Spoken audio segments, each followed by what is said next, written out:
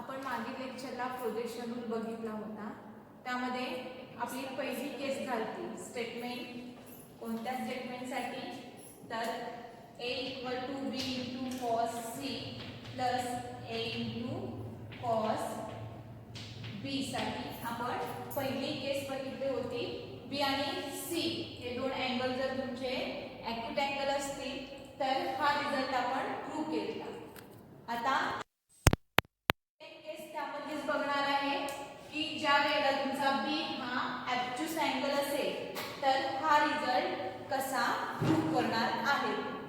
मग तुम्हाला माहित आहे प्रोजेक्शन घेऊया. बघा ट्रायंगल दिलाय. ट्रायंगल मध्ये b हा अँगल तुमचा ॲब्ट्यूस अँगल आहे. मग पहिल्यांदा आपण प्रोजेक्शन डिफाइन करूया.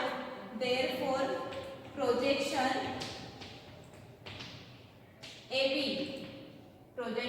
AB ऑन BC साठी आपल्याला फॉर्म्युला काय मिळतो? काय मिळणार? प्रोजेक्शन AB ऑन BC साठी काय मिळणार आहे फॉर्म्युला? तर C * cos B.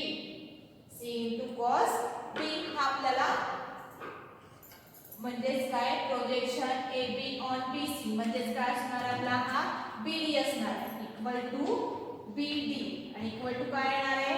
BD साठी व्हॅल्यू काय मिळणार आहे आपल्याला? तर C * cos π - B.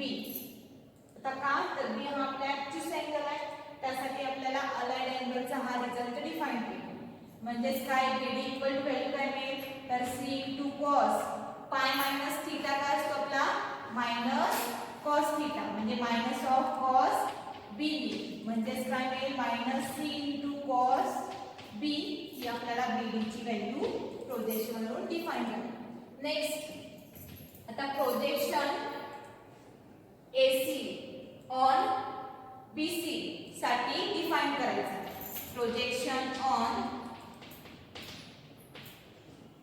AC projection of AC on BC equal to काय मिळणार आहे आपल्याला? DC हा टोटल ही लेंथ मिळणार आणि त्यासाठी व्हॅल्यू काय येणार आहे? तर B * cos C.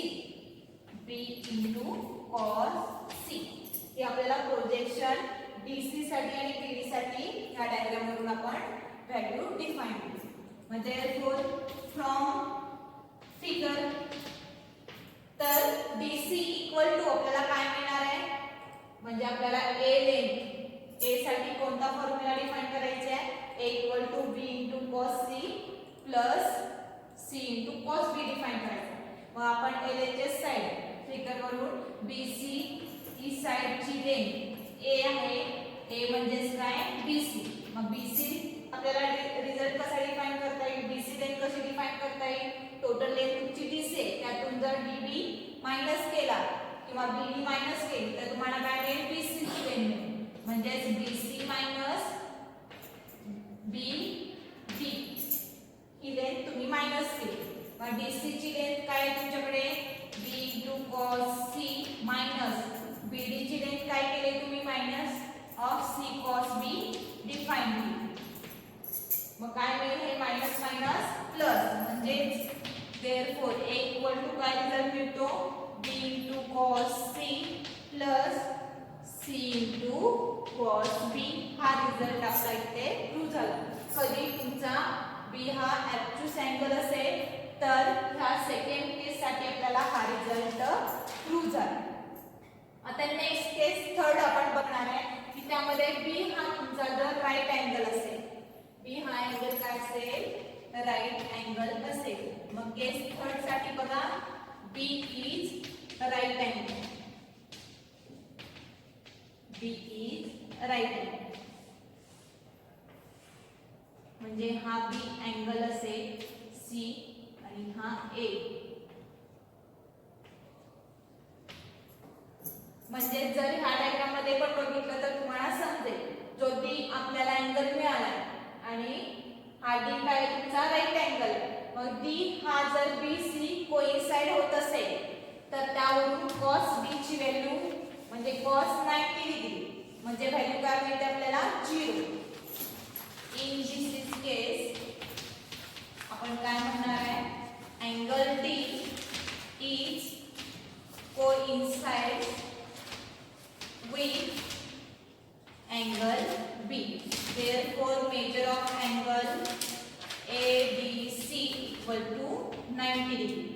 मग यावरून angle D equal to cos 90 degree equal to value काय मिळेल तुम्हाला 0 मिळेल आणि इक्वल टू काय असेल, मेजर ऑफ अँगल B ची.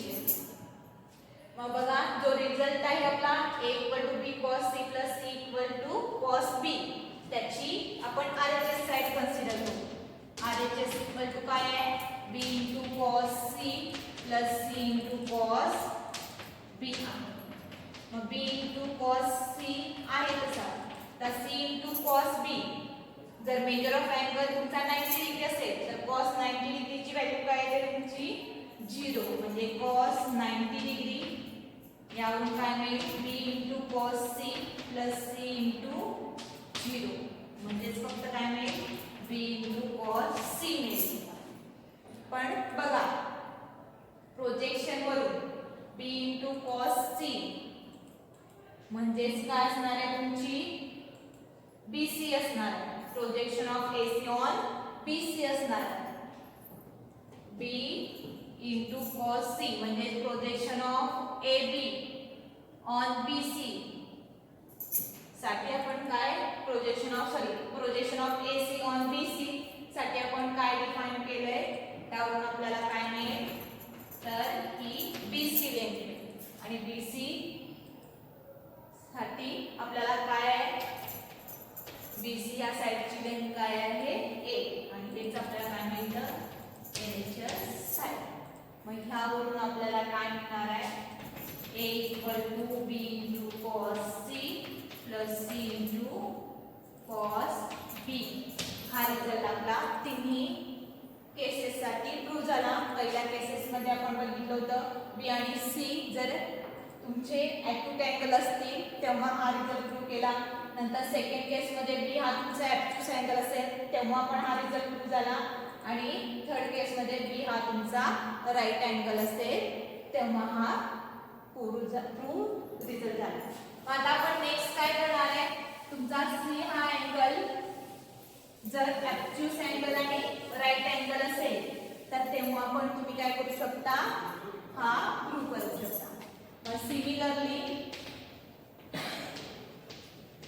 we can prove that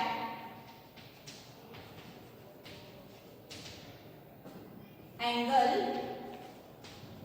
C is obtuse and right angle. C हा तुम्ही obtuse आणि right angle घेऊन पण हा रिझल्ट तुम्ही काय करू शकता, प्रूव्ह करू शकता. आणि ह्या सगळ्या पॉसिबल केसेस साठी सेम केसेस तुम्ही राहिलेल्या रिझल्ट साठी यूज करून तुम्ही प्रूव्ह करू शकता. सिमिलरली ऑल पॉसिबल केसेस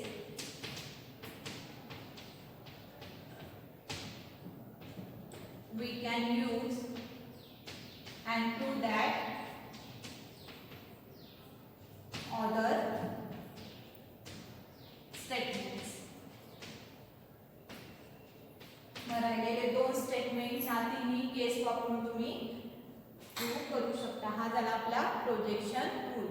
आपण तीन रूल बघितले, साइन रूल, कोसाइन रूल आणि हा प्रोजेक्शन रूल. आता ह्यावरचे या तिन्ही रूल वरती काही एक्झाम्पल्स विचारले आहेत, ते एक्सरसाइज मध्ये आपण एक्झाम्पल्स बघूया. हा प्रोजेक्शन रूल सोपा आहे, केसेस नुसार तुम्ही प्रूव्ह करत गेला तर तुम्हाला अंडरस्टँड व्हायला सोपं जाईल. मग आता ह्यावरचे एक्झाम्पल्स बघूया आपण. प्रोजेक्शन रूल, साइन रूल आणि कोसाइन रूल वरसाठी examples on sine rule, projection rule and cosine rule. Examples on sine, cosine and projection rule. ह्यावरचे एक्झाम्पल बघूया. पहिलं एक्झाम्पल आहे first example. Example first, in triangle ABC, in triangle ABC, if angle A equal to 45 degree, comma angle B equal to 60 degree, then prove that, find the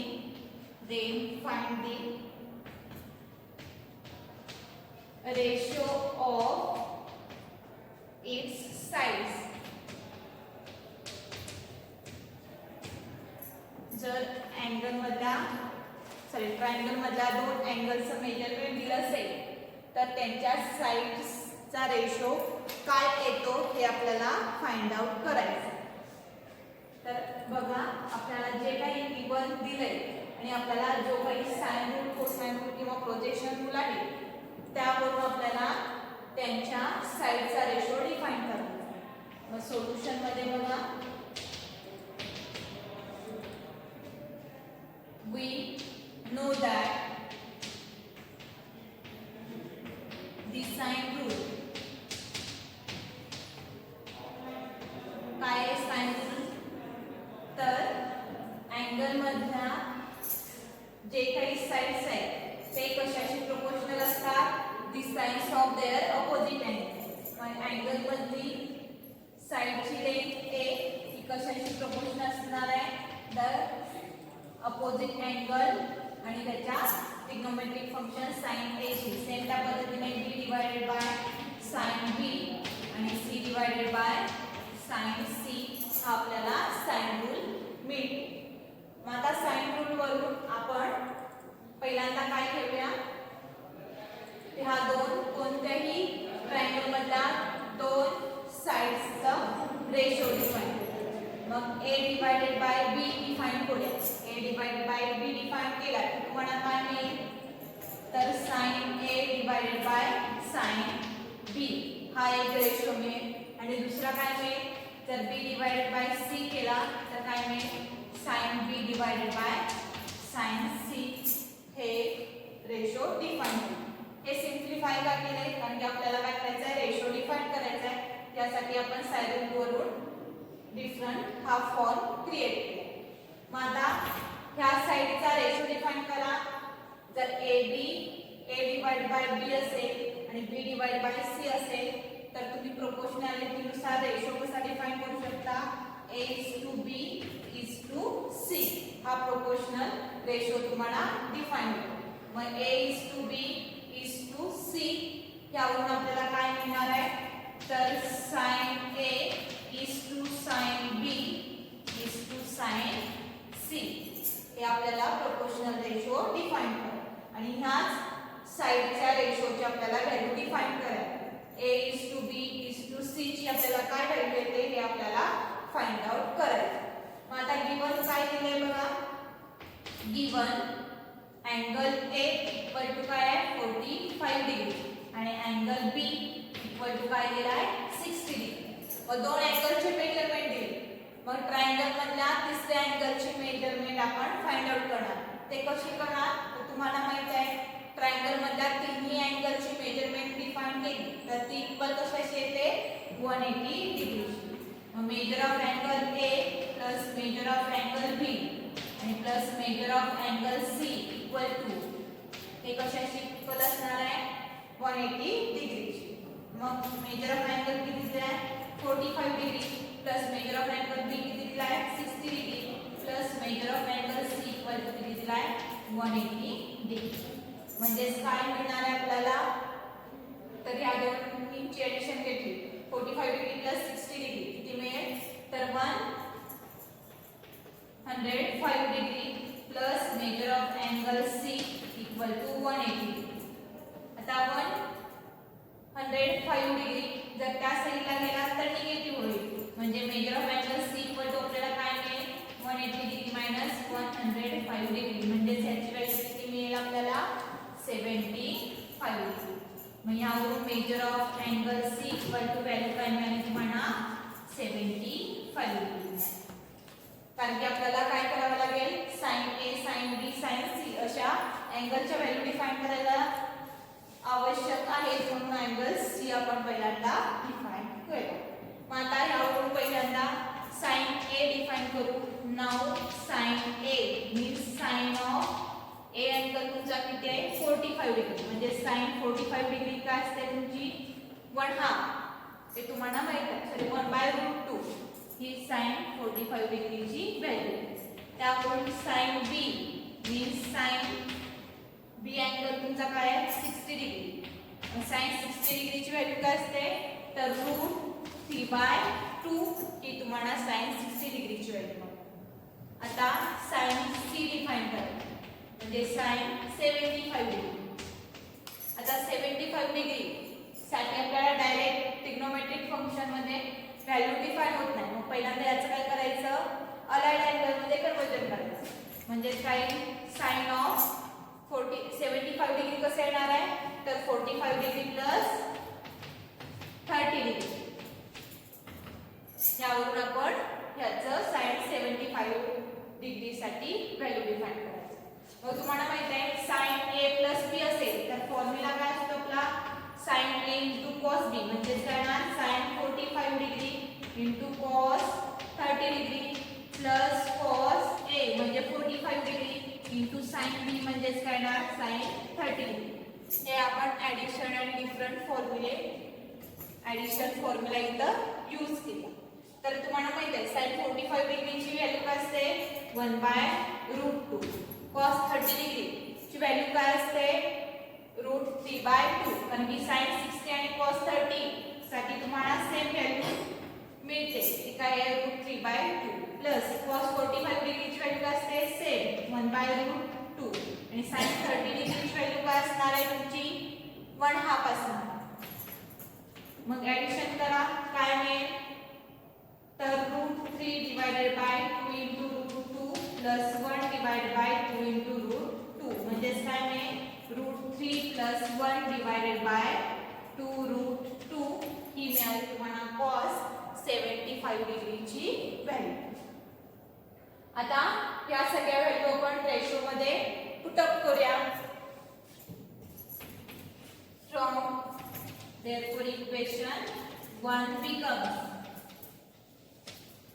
मग यावरून काय मिळेल a is to b is to c equal to काय मिळेल sin a ची value काय आहे 1/2 is to sin b ची व्हॅल्यू काय मिळाली √3/2 आणि sin c साठी व्हॅल्यू काय मिळाली √3 प्लस 1 डिवाइड बाय 2√2. मग सिंप्लिफाय करा तर a is to b is to c equal to काय मिळेल व्हॅल्यू आपल्याला therefore a is to b is to c equal to काय मिळेल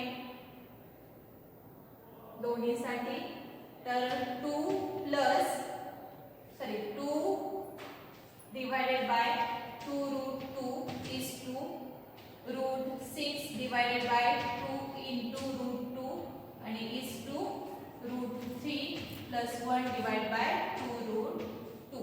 इथे आपण डिनॉमिनेटर काय केला सेम केला आणि ह्यावरून आपल्याला काय मिळेल तुमचा जर डिनॉमिनेटर सेम असेल तर फक्त न्यूमरेटरच्या व्हॅल्यू आपण काय करतो कन्सिडर करतो.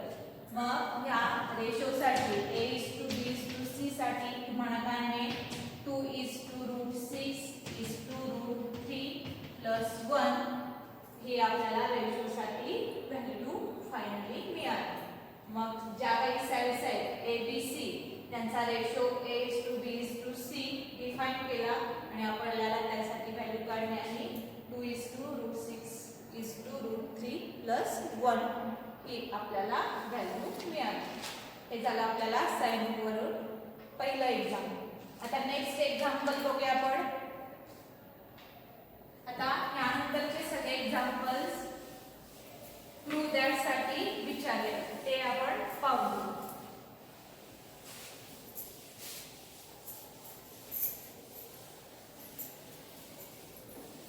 नेक्स्ट एक्झाम्पल आहे in triangle ABC.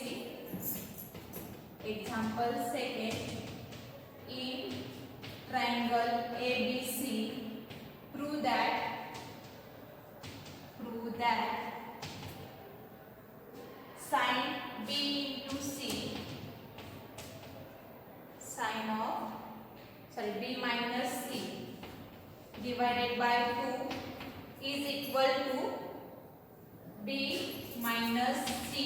divided by 2, sorry, divided by a into cos a divided by 2.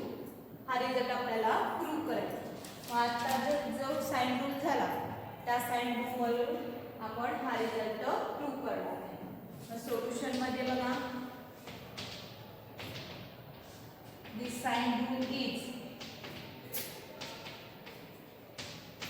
काय sine rule, a divided by sin of a equal to b divided by sin of b equal to c divided by sin of c.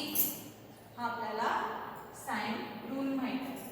मग ह्या rule मध्ये जर ह्या प्रत्येक रेशोसाठी रेशोची एक constant term consider केली k, तर यावरून आपल्याला काय मिळेल, a ह्या साइडची व्हॅल्यू काय मिळेल, a equal to k into sin a मिळेल. b ह्या साइडची व्हॅल्यू काय मिळेल, k इंटू sin b मिळेल. आणि c इक्वल टू काय मिळेल, तर k इंटू sin c. हा आपल्याला एक फॉर्म्युला मिळेल. आता हा फॉर्म्युला आपण ह्यासाठी यूज करणार. मग RHS साइड कन्सिडर करा इक्वालिटी साठी. देयरफॉर RHS इक्वल टू, काय आहे RHS साइड आपली, b minus c divided by a into cos of a divided by 2. He RHS side आहे. तर RHS साइड वरून आपण LHS साइड कन्सिडर करू. मग तुम्हाला b ची व्हॅल्यू इथे माहित आहे, c ची व्हॅल्यू माहित आहे, a ची व्हॅल्यू माहित आहे. ती व्हॅल्यू यामध्ये पुट आउट करा. तर काय मिळेल नेक्स्ट रिझल्ट किंवा नेक्स्ट स्टेप काय मिळेल, तर k into sin b minus k into sin c divided by a म्हणजेच काय, k into sin a into cos of a divided by 2. हा आपल्याला रिझल्ट मिळाला. नेक्स्ट स्टेप ही मिळाला. आता यातून काय करणार, थ्रू आउट k काय करणार, कॉमन काढा. थ्रू आउट k कॉमन काढल्यानंतर काय मिळेल, इक्वल टू k जर कॉमन काढला तर k into sin b minus sin c divided bye k into, इकडे काय मिळेल, sin a into cos a divided by 2. मग k ला k कॅन्सल आउट होईल आणि काय मिळेल, sin b minus sin c divided by sin a into cos of a divided by 2 मिळेल. आता यासाठी आपल्याला साइन डिफरन्स फॉर्म्युला यूज करायचा. sin b minus sin c असेल तर त्यासाठी फॉर्म्युला काय आहे, equal to 2 of cos b plus c divided by 2 into sin of b minus c divided by 2. आणि हे डिवाइडेड बाय sin a आहे तसंच. मग sin b minus sin c साठी आपल्याला फॉर्म्युला मिळाला हा. आणि इकडे काय येणार, into cos of a into a divided by 2. आता पुढे काय करणार, आता sin a साठी आपण फॉर्म्युला यूज करूया. sin 2 थीटा चा फॉर्म्युला काय आपला, 2 sin theta into cos theta. तो फॉर्म्युला आपण यूज करूया. 2 cos of b plus c divided by 2 into sin of b minus c divide by 2 divided by sin a साठी काय, 2 into sin a by 2 into cos a by 2 into cos of a divided by 2 आहे. त्यासाठी sin 2 theta चा formula आपण वापरला. 2 into sin theta into cos theta हा formula आपण ह्यासाठी यूज केला. मग त्यावरून sin a चा व्हॅल्यू काय मिळाली, 2 into sin a divided into cos a by 2. आता पुढे सिम्प्लिफाय करूया. सिम्प्लिफाय केल्यानंतर काय मिळेल, सिम्प्लिफाय केल्यानंतर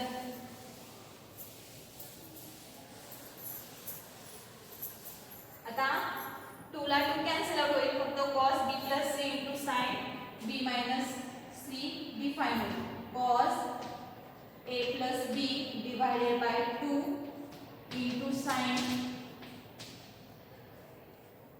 b प्लस c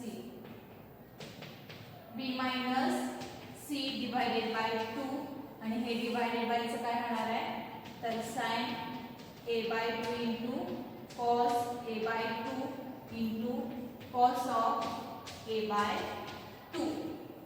आता cos B plus C divided by 2 साठी कोणता फॉर्म्युला वापरणार तुम्हाला माहित आहे. तिन्ही अँगलची जर ॲडिशन घेतली तर ती काय येते 180 डिग्री म्हणजेच पाय रॅडियन येते.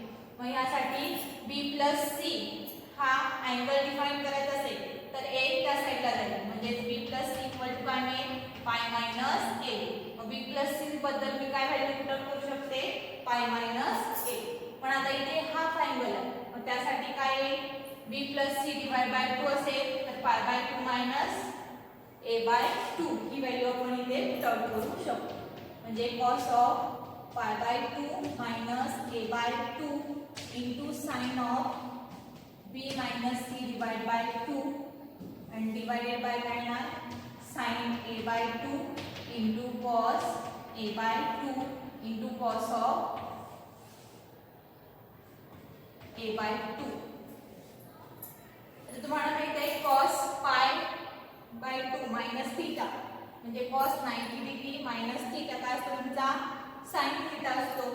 मग यावरून काय येणार याची व्हॅल्यू काय येणार sin of a divided by 2 into sin of b minus c divided by 2 divided by sin a by 2 into cos a by 2 आणि हे into cos of a by 2. ह्याला रिझल्ट काय देणार तर cos pi by 2 minus theta equal to काय असतो तुमचा sin theta असतो. हा रिझल्ट तुम्ही ह्यासाठी यूज केला cos pi by 2 minus theta म्हणजे काय आला तुमचा sin theta. मग बघा sin a by 2 ला हे sin a by 2 काय होतं कॅन्सल होणार आणि फक्त काय राहणार आहे sin b minus c divided by 2 divided by काय होणार आहे cos a divided by 2 into cos of a divided by 2. आता काय पुढे करणार तर या cos a डिवाइड बाय 2 ला cos a divide by 2 cancel out होईल आणि नेक्स्ट काय मिळेल फक्त आपल्याला sin of b minus c divided by 2 आणि हीच काय आपली इनिशियल साइड. हा इथे आपला रिझल्ट प्रूव्ह झाला. समजलं जे काही साइन रूल होता त्यावरून आपण सिम्प्लिफाय करून आणि जे तुम्हाला ट्रिग्नोमेट्री फर्स्ट आणि सेकंड मध्ये जे ॲडिशन फॉर्म्युला आणि डिफरन्स फॉर्म्युले झाले ते यूज करून आपण काय केलं आहे हा रिझल्ट इथे प्रूव्ह केला. आता ह्यानंतरचे जे एक्झाम्पल्स आहेत ते आपण नेक्स्ट लेक्चरला बघू. थँक्यू.